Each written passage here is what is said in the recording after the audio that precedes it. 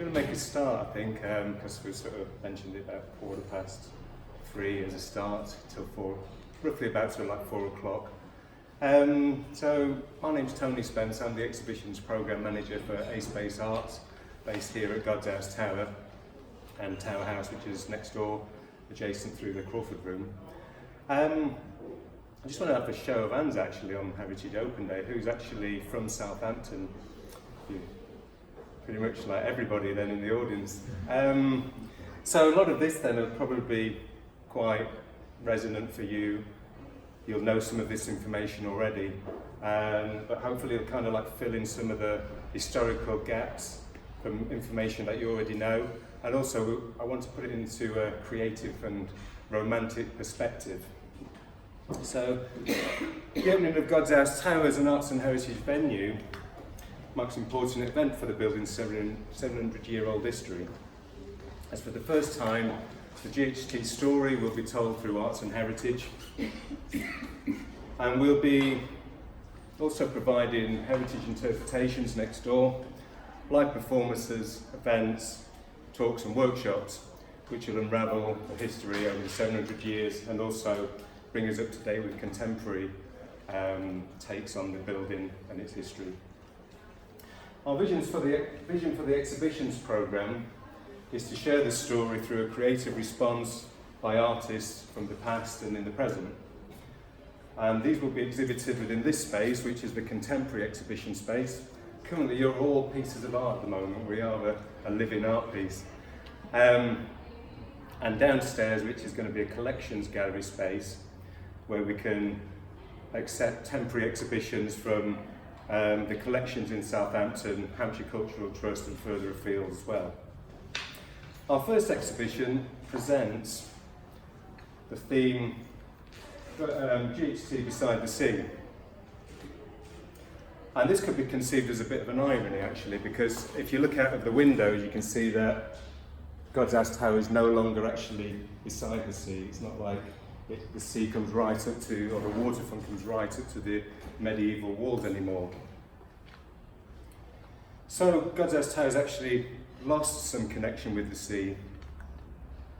And this is an historical map by John Speed dated in 1611, and it shows where God's House Tower would once have been placed in relationship to the Solent and also the historical walls that were the boundary of the old town. So God's House Tower is down here, St Julian's Chapel here, and the rest is water. The water line runs right along the park, the platform, God's House Tower, and then you've got water here at the bottom of English Street or the High Street, and then it runs right along West Quay Wall. Water came right up to the edge. So it was strategically located on the southeast corner of the Old Town walls, and it contributed to the defence of Southampton, enabling merchant ships to access trading docks here and along the West Quay, and take advantage of the rare double tide of Southampton. There was lots of wool exported, so you know the what we might refer to as the wool house, which is just round the corner, the pub, which is not the Platform Tavern, it's the Dancing Man. And thousands of tons of wool was exported to France and Italy. And as a defence, the spur work of God's House Tower, this part of the building and the tower next door, was completed in 1417 to strengthen the defence during the 100-year war. And if you know some of that history, there was a significant date, which was 1338, when the French invaded Southampton and sacked the whole of the town, which then meant that the king at the time, who was Edward III, declared that the whole of the town, and particularly the West Quay, where there was lots of like entrances to merchant houses, should all be like completely covered in stone, and the town would be fully defended by the gates that run along the wall. The 100-year war ended as well in 1417 as the tower was built. And King Henry V triumphantly returned from France after winning the final battle at Agincourt.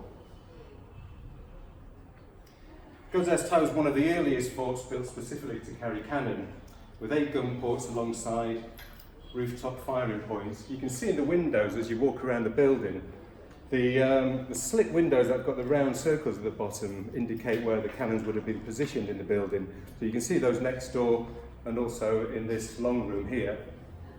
And on the viewing platform in the tower next door, there would have been a cannon which is believed to have been Bearded Thomas as one of the cannons, which was a larger cannon that could fire further out to sea. And that would have defended the whole building in Southampton, looking to like 360 degrees around, and particularly where the water was towards the Isle of Wight and across the Solent. Under the tower was a sluice gate which controlled the flow of seawater from the Solent tidal moat, supporting the defence by the east-facing town wall.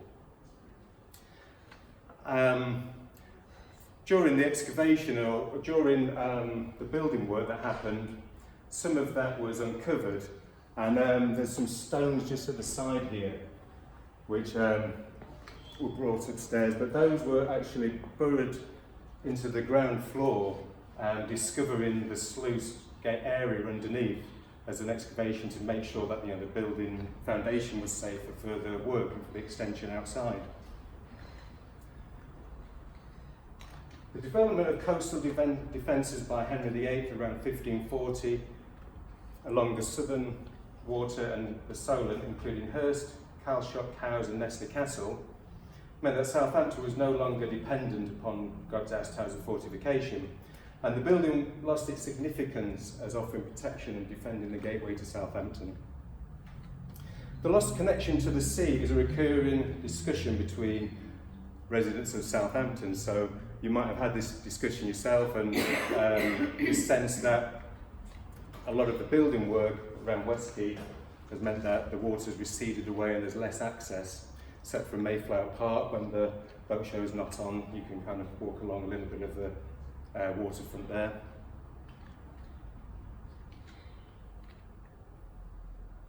So we're projecting this into God's House Tower, imagining that this loss could be felt within the walls and witnessed by the building looking out, while consciously remembering the attention that the building once received by merchants that were arriving or pilgrims that might have arrived to go under the gate and carry on to Winchester or Canterbury. Forms a collective romantic notion of the past which also influenced visual artists, novelists and musicians of the late 18th and early 19th century, who started to put emphasis on emotions and an individual contrast to the stark expanding industrial landscape that surrounded them. The sea was part of this wild notion of adventure, danger and the spirit of discovery. So for example, this painting, Fisherman at Sea, by landscape painter J.M.W. Turner, exhibited in 1796 at the Royal Academy, expressed the emotions of a dramatic and tumultuous maritime Britain. Sort of like the romantic notion of the sea being quite a wild part of our landscape. Other romantic notions of the time were depicted by poets such as Samuel Taylor Coleridge, who wrote the Rime of the Ancient Mariner in 1798. Down dropped the breeze, the sails dropped down. 'Twas sad as sad could be, and we did speak only to break the silence of the sea. It's an extract from that poem. It's quite a long poem, so I won't read the full version. The work by artists of the time reflected their contemporary concerns and expressed a longing to be reunited with the natural world. Contemporary studies of our time have also shown that this relationship with nature, or the natural environment, can be understood through the concept of biophilia. The term is defined as humans' innate need to affiliate with other life, such as plants and animals.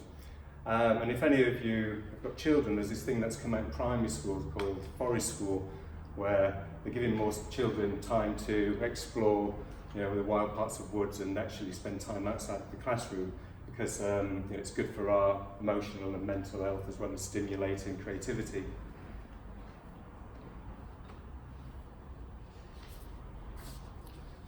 So by exploring these romantic notions of connection to nature and escapism into an idealised past, let's look at how local artists of this period also responded. To represent the theme, we've selected 3 works by local artists known as the Pethers, a family of painters who lived and worked in Southampton during the early part of the 1800s. The works are on loan from Southampton City Art Gallery Museum Collection and Hampshire Cultural Trust. The Pethers were acclaimed for their picturesque paintings, which often included sunlight, fire and moonlight. This one's by Abraham Pether, who was the father, with the moonlight over God's House Tower as the title. Abraham Pether was born in Chichester. He adopted art as his profession and became a pupil of landscape artist George Smith. He moved with his wife Elizabeth and family to Southampton in 1805, around the time of George III. In addition to being an artist, Abraham Pether was also an astronomer, and he experimented with microscopes and telescopes, invented microscopes and telescopes. So it was a time of the Enlightenment, and we can see in this painting that there's 2 gentlemen of that time with a telescope pointing up into the sky. So as well as us looking over the water and this romantic notion of adventure in other parts of the world, at that time we could also look into the sky and start to see closer what was out there, particularly like the moon, and it's got a strong association with tide and tidal movement as well. The Pether's picturesque style of painting was first attributed to the artist William Gilpin.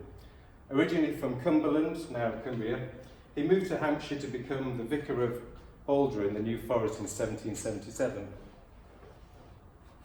This is one of his paintings of Penrith Castle from 1772.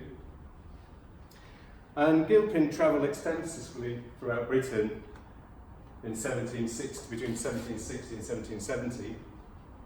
And he started to put together what he thought was a really nice aesthetic for paintings. Making lots of sketches and notes of what he thought a landscape should look like.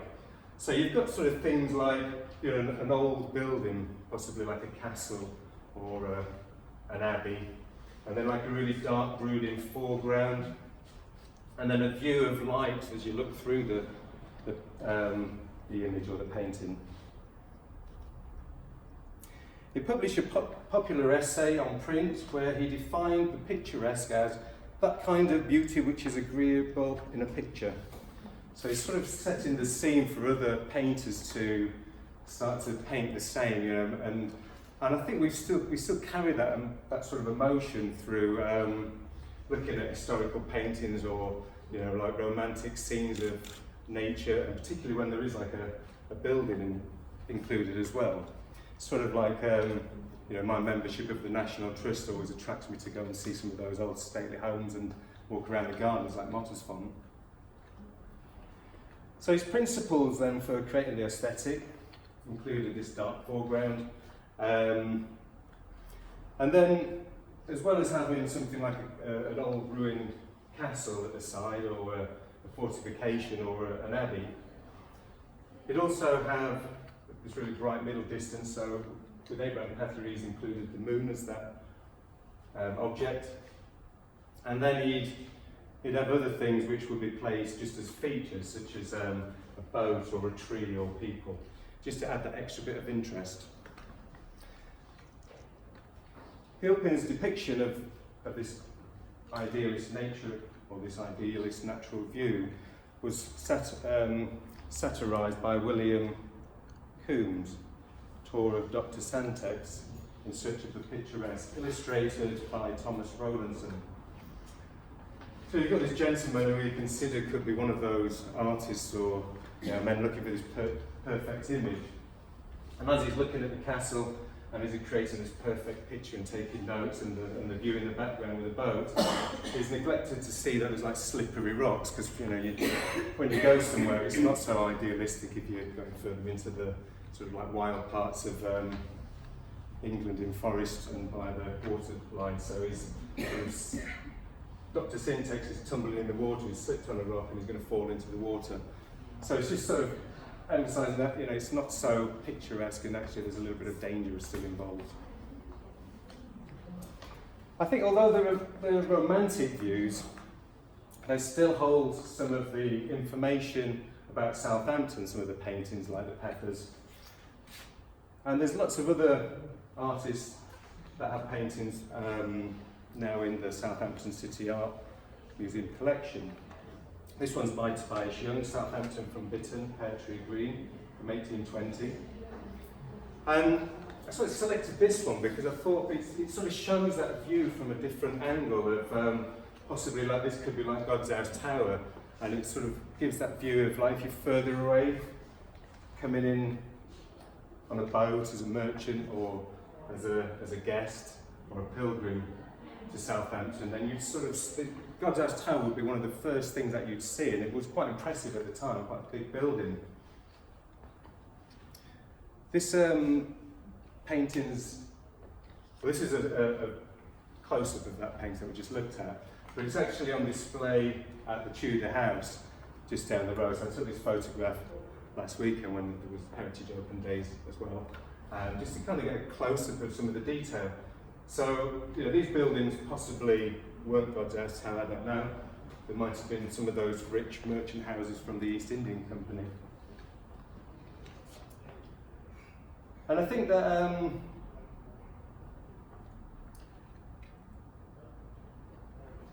some of the other sort of things that Gilpin created as this sort of aesthetic and this beauty was also depicted along the shoreline of Southampton. So this is Thomas Gray Hart, Western Wall, Southampton, early 1800s. And it's a view from where the train station is now located, and the Western Wall's here. But you can see how the water comes right up to the edge of the wall, and there's also this almost like beach around where the station is. And I wanted to sort of demonstrate how Suttonians, how we used to like, or how people used to actually access that water, be able to go down there on a sunny day, be able to paddle or swim in the water, and also maybe like, you know, pick out oysters.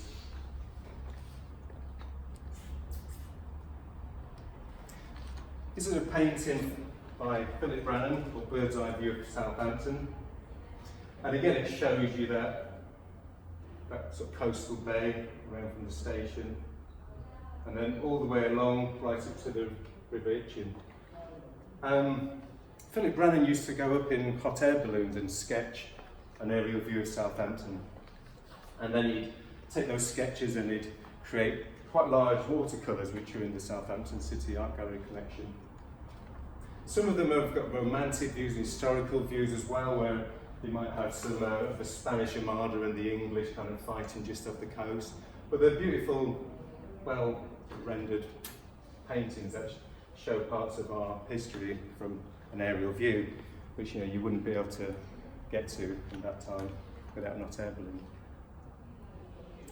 But if we contrast this with the image of the reclamation of the Western Docks between the Royal Pier and Millbrook Point in 1932, we can see how that's soon going to change, and all this area which was in those romantic views before of like such as Thomas Gray Hart will now be dredged out and become a new development at West Quay, including, you know, some of those buildings like IKEA and various other trading buildings that take up that space. And it's sort of, so the sort of romantic idea that we've got of God's House Tower beside the sea is a reflection on a lot of the sort of like the loss of our own sort of connection to the water, the space receding back due to industrialism and necessity. But so it's sort of balanced where it's needed, and you know, I like shopping around that area, and it's nice. It's now a part of you know, our sort of culture to go there with the family or to go there shopping. But it's in that sort of romantic sense. It's also a loss that you can't actually, you know, paddle by the coast and go into the sea in that point.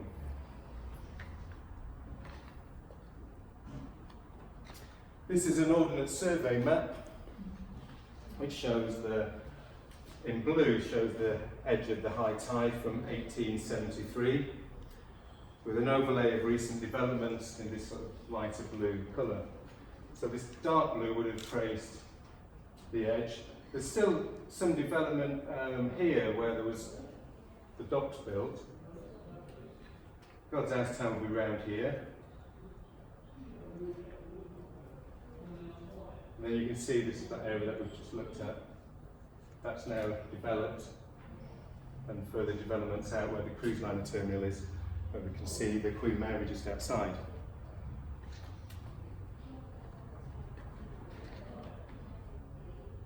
So if we return to the Pethers, then we're going to exhibit, like I mentioned before, 3 paintings from the Pether family.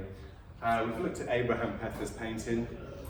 This one's a painting by his son, Henry Pether, which shows, it's titled Southampton Town Quay at Sunset, but it's showing God's House Tower with a really bright sort of sunset or sunrise. Gives a little bit more light for you to see and to describe that shoreline and that sluicescape that runs underneath the tower. We can see those. And this was a part of land again, like called the platform.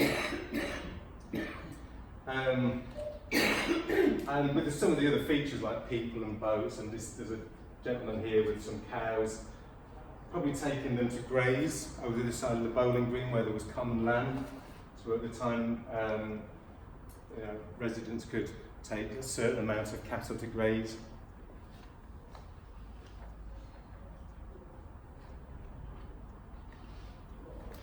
So just to give you a bit of information about Henry Pether. Henry Pether was the second youngest son after Abraham Pether, who was the eldest son of, he was the second son after Sebastian of Abraham and Elizabeth Pether.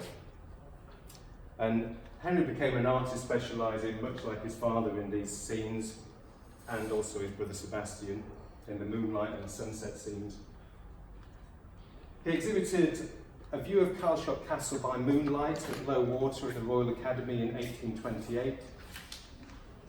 And he also created a lot of sketches around Southampton and collaborated with his sister Helen's husband, Thomas Henry Skelton, who had a printing shop on the high street selling prints to tourists and other wealthy patrons that would have been maybe in the houses from the East Indian country.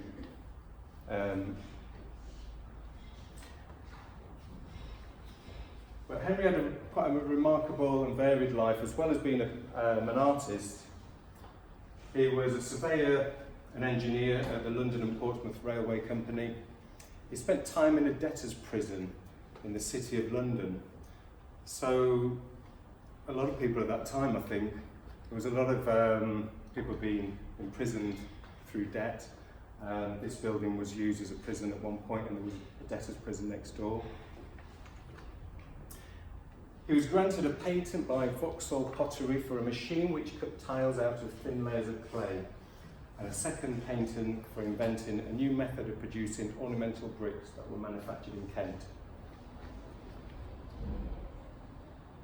There are some of his, from his sketches, there's sketches and some prints, again in Southampton City Art Gallery, which we'd love to also exhibit here at some point, so you can sort of see the draftsmanship of some of these artists at the time. So, the third painting that we're exhibiting downstairs in the collections gallery is by Sebastian Pether, who's the eldest son of Abraham and Elizabeth. This one's that similar view that we saw of Hearts, which is the western wall, and you can see the sort of Gothic castle at the time in the background. And Sebastian was really, he was really sort of respected for the way that he could paint these like moonlight scenes. So they all like painted all 3 artists painted sunsets and moonlight, but he was particularly good at painting the moonlights that shone onto the solar. So you'll be able to see all three of these paintings downstairs when we officially open. And you'll be able to see them close up. They've been restored. We've supported that restoration of anything that might have been sort of like cleaning or dirt around the frame, and also reglazed so that you can see them in the best light. So we're really looking forward for those to be delivered so we can share them with everybody.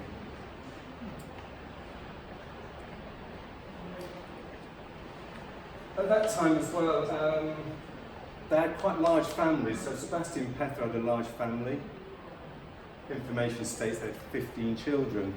And even though he sold paintings regularly, he didn't get paid a lot for selling his paintings. I mean, such a large family, he struggled to make ends meet, and in his obituary, he sort of sympathised with him being destitute.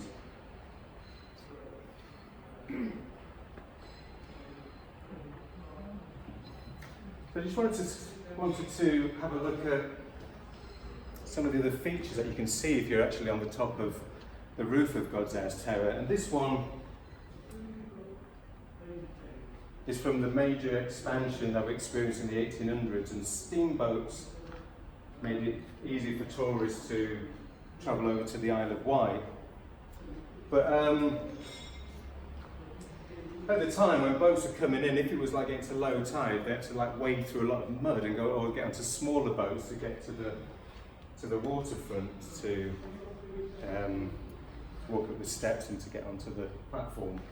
So they made or built the Royal Pier so that boats could then just harbour up and all the passengers could get on without having to wade through the mud.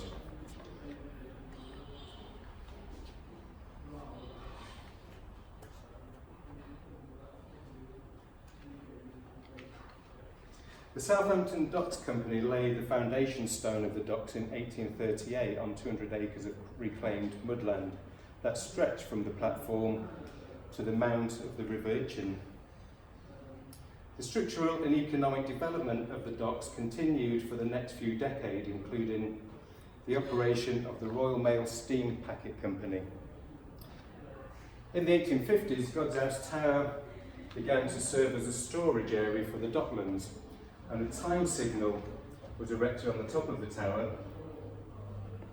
that enabled ships to dock and to synchronise their clocks at the same time. So it would have dropped at 12 o'clock and then everyone could synchronise the time of the tides.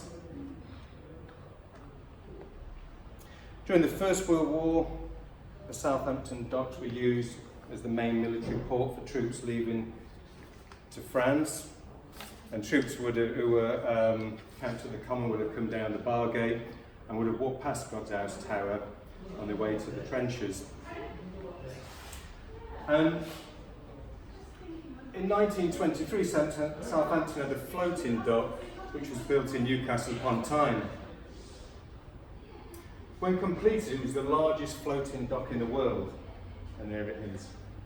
And you can see God's House Tower here, it still has a view out. So the idea is that as a building, it's still, and the people that were in the building would have been able to see what was going on, would have been able to see the changes taking place and the industrial changes taking place between steamboats and more modern boats being developed.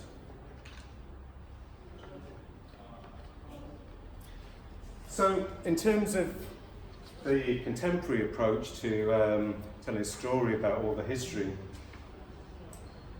we have provided an opportunity for local artists to respond to some of these themes. And we decided that a majority of the artists should come from the local areas, so the sort of Southampton postcode, the PO postcode, so we include the Isle of Wight, and the BH postcode. So we're sort of like looking at South Central really. And what we've done is we've put an open call out for artists to see who wants to respond, who wants to sort of discover what their connection is to God's House Tower. Historically, maybe through their families, or it could be a new way of them to look at what was happening in the past and to look at things now developing in the present. And we also wanted to invite an artist from outside of Southampton, or outside of this catchment area, to create a response. And that was also so that I could get a different perspective on what again, it's like looking from afar and seeing God's House Tower in the distance, or being able to move away and start to think about what the building is, what it is now, and what the developments have been over the years. The artist that we've selected for this first year for God's House Tower Beside the Sea is Keith Harrison. Keith Harrison's worked with A Space Arts before, when we had the Margate Monument Gallery. And Keith lives in Plymouth, has a studio at Cast in Plymouth. So we felt there's a synergy there. He's already worked with the organisation 10 years ago, so in terms of developing an artist over time, then let's still work with artists we've worked with in the past. And also with Keith coming from Plymouth, it was this sense of it's another coastal town, which is quite significant because we're in partnership with Plymouth to tell the story of the Mayflower 400 next year. So there's sort of a sense that he understands about the changing coastal cities. And there's a synergy there. So Keith's first visit to God's House Tower, we invited him to come and have a look at the space. He was particularly impressed with this space here as being the contemporary gallery room. And also this sort of relationship between the medieval walls and the structure of the medieval building and the 1960s architecture of the stairs that was in place when this became the Museum of Archaeology until 2011. So he quite liked that, it's a sense, he's probably born in the 1970s, so like myself, you can understand some of that Bruce's architecture and how it's been a part of our relationship with Britain. I used to live in Newcastle and they had the Get Carter car park in Gateshead, which has since been taken down, but it was a real sort of iconic feature of the city. We took Keith up to the top of the tower so he could see the view from the viewing platform, and there was a cruise liner in so he could sort of see that relationship. You can see the hotel where guests would have stayed before they left on the Titanic, and also you can see over to the Royal Pier, or what remains of it. But what he really was encapsulated by was this ginormous cargo ship with containers on top, which was just slowly sort of like sailing past. And whichever way we were looking, it was always sort of drawn back to that direction, and watching the ship that seems to just be never ending and almost like blot out the sun because of the size of it, the scale of it.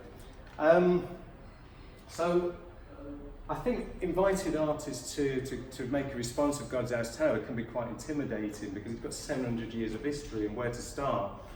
And I think for him, like returning to his studio space, he thought, well, what was the real sort of thing that captured his attention at the time of that visit? And this was the thing that he really kind of was, wow, this is like just something that's stuck in my mind.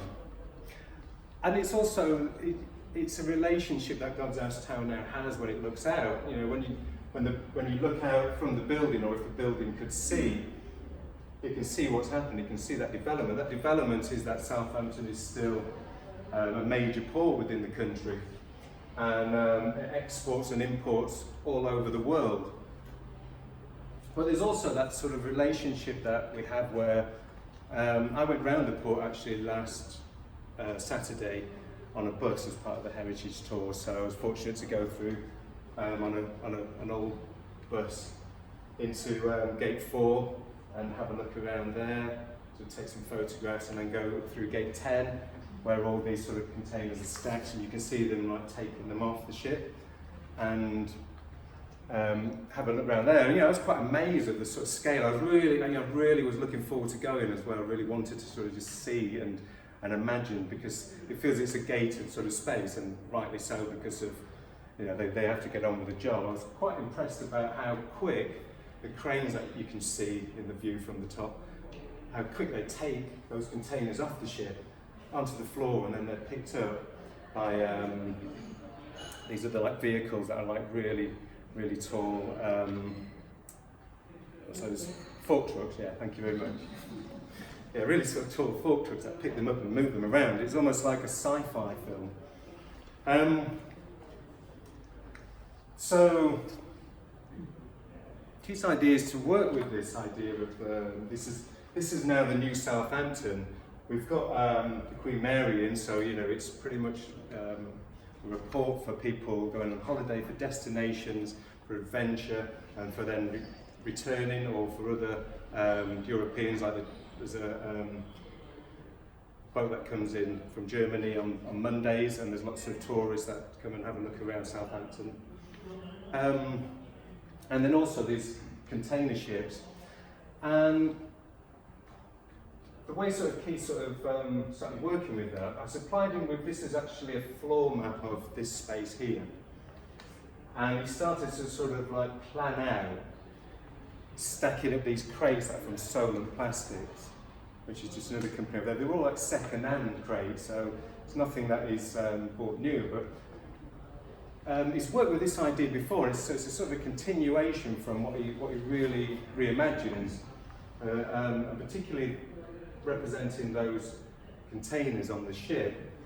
So he started to think about how he could lay that out, and what his idea is to lay out a large sort of rectangle, almost the size of it, or the size of a container, out of these Solent plastic crates that have also got some sort of coding involved with them that talk about the shipping times of the container ships coming and going. So there's lots of sort of, moving on from the sort of romance of some of the earlier paintings and the Pethers, there's this sense that contemporary artists look at the sort of conceptual, and there's lots of, as well as like the same sort of like coding and things going on, there's a lot of consideration to, you know, what things are now in terms of this new technology, and how, you know, some of those shipping times you can get on the internet now, and you can find out when ships come and go.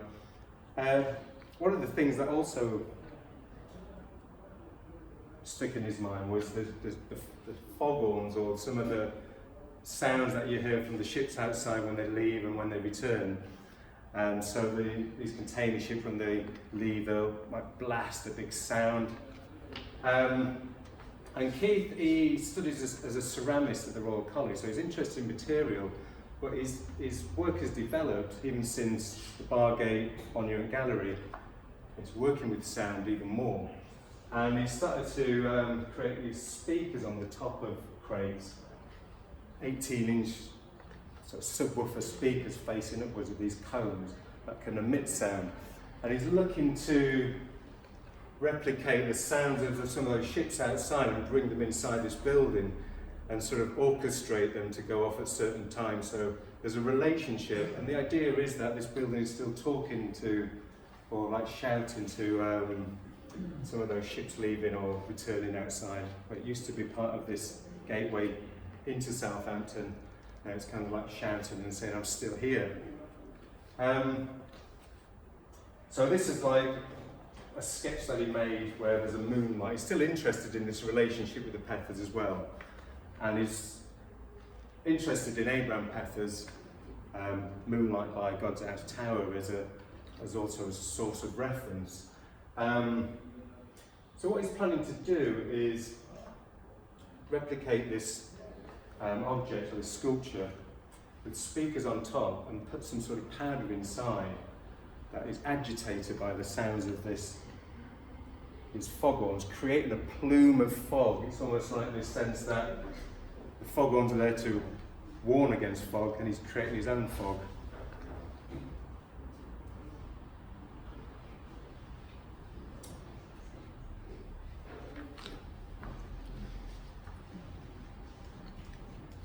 In some of his research, he came across this painting, which helped to create a relationship with Abraham Pethers' painting, which will be exhibited downstairs. Because he was thinking, I'm creating this plume, this fog, like over the top of Abraham Pethers' painting downstairs, and he still had this like notion of like, I want to do when it's full moon, I want to do kind of like more and really like connect with this sense of like the Enlightenment and experimentation and science. And then this also came about, which was just an addition to that. This painting is called The Night Blooming Sirius by Abraham Pether and Philip Renegal. And it's a painting which was then transferred into a print for a botanical publication. But Abraham Pether created the painting underneath, and it's got another Gothic kind of tower, a little bit like God's House Tower, with a clock on striking 12, and his moon in the background as well. And what was sort of significant in that sort of time of exploring science was that this particular cactus plant, which could have been imported into Southampton at the time, this cacti plant only plumes when there's a full moon, and that's only like once or twice a year. So we thought, that's amazing. You know, I think what I want to do then is do something on a full moon in God's House Tower. So we've arranged that for the 12th of December. All this will be available when we release a programme and you can see the different events. So he wants to do something scientific. Also what is imported is lots of cacti powder, which is going to incorporate inside these cones, speaker cones, and that's going to create the plume. So in his imagination, he's creating the same kind of collaboration by creating a plume from this cacti over the top of Abraham Pether, who will be downstairs. And Keith's work's going to be exhibited for 8 weeks, including different events around that programme, starting from November through to January. And then after that, we've got 2 other artists that are going to be included in this programme. Local artists. One's Amy Scott Pillow, and Amy is responding to a sort of historic family tree. Her grandfather used to work at Ocean Village, and he used to be an upholsterer for the P&O ferries, making furniture or upholstering the furniture in the grand ballrooms. So some of those ferries she's discovered would have been in the 70s and 80s, and she wants to recreate that scene in here where you can reimagine some of those holidays you might have had with family, or people you might know who work for P&O ferries or for Carnival, and just sort of look at that nostalgia and just sort of sit in some of those chairs and just be able to look out at the cruise liners that are outside and maybe just reminisce. So a lot of that will be creating events around that. So there might be, like a ballroom dance, or there might be other events. And the other artist is Moylin Chong, and she's a recent graduate from Winchester School of Art. And the work that she's developing explores mythical beliefs, superstition, customs, traditions from sort of like a mythical Stone Age, but also from a time when in Hampshire we used to have mock fairs, and these mock fairs were where workers would attend seeking employment from the rural communities, and they'd come together and dress in like their best clothes, and they'd clutch an item of significance, which was particular to their skills, and a lot of them actually had mops because that was what they wanted to, they were sort of like general labourers, I suppose, or general farmers that wanted to come and find employment. And it became a kind of a tradition, and became kind of possibly even like a joke to sort of take those, to sort of play around with it a bit. So she wants to create these, or she is creating these characters to be displayed, and other characters as well that relate to mythology. A lot of the characters, or the characters she's making, a lot of their actual body is made from things that she's found on the waterfront of Southampton. So walking herself along that shoreline and reimagining what sort of like mythology might have developed over time, right back to the Stone Age. But then also thinking about some of those workers as well, and what we sort of like share as stories and mythology. And those mock fairs used to take place during the time of the Pethers, so there's this sort of relationship where she's been looking at what were the changes in industrialisation, and what did that mean for some of those rural workers in the rural communities? How do they reconnect? One is gone on also to do an MA in illustration and animation, so she's looking to create sort of stories for young people as well, so they can also engage with the artwork.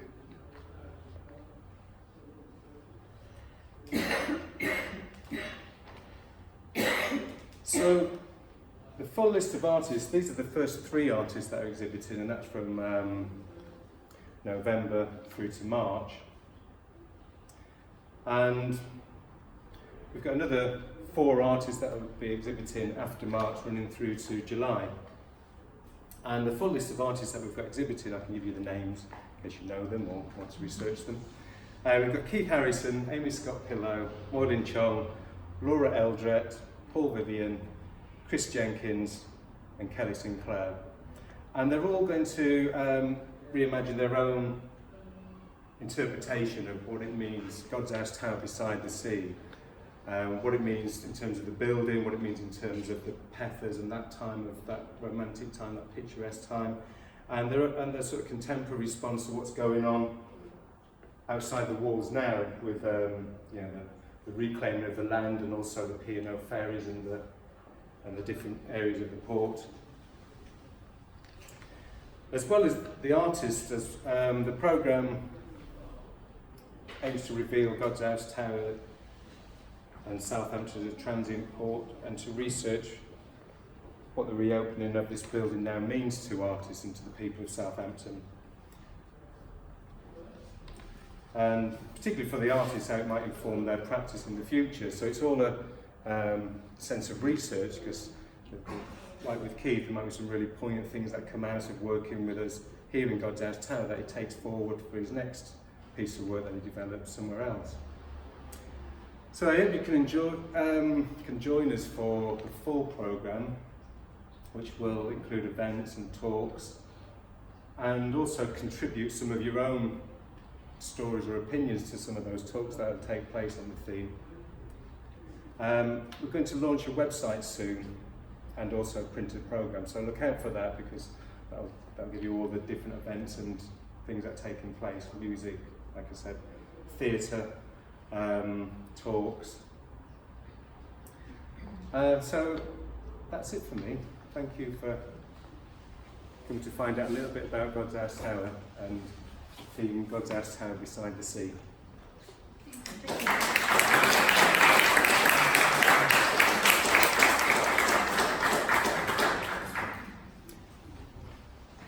And I do encourage you, if you haven't already, to explore the building a little bit further. Now you've got this new vision in your mind of how it once might have looked and how it looks now.